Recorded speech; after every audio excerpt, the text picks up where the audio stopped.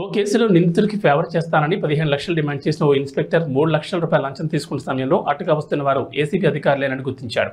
ఆ డబ్బు అక్కడ వదిలేసి రోడ్డుపై పరుగులు పెట్టాడు. ఏసీబీ అధికారులు చేసి పట్టుకుని కలెక్టర్ల వెనక్కి పంపించారు. హైదరాబాద్లో జరిగిన ఈ ఘటన దొంగ పోలీసు ఆటను తలపించింది.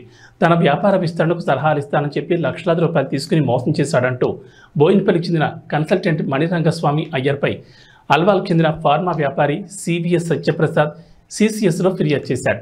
ఈ కేసును EOW team 7 inspector Chamakura Sudhakar దర్యాప్తు చేస్తున్నారు. సీఐని కలిసిన నిందితుడు మణిరంగస్వామి కేసును మాఫీ చేయాలంటూ బేరసారాలు మొదలుపెట్టాడు.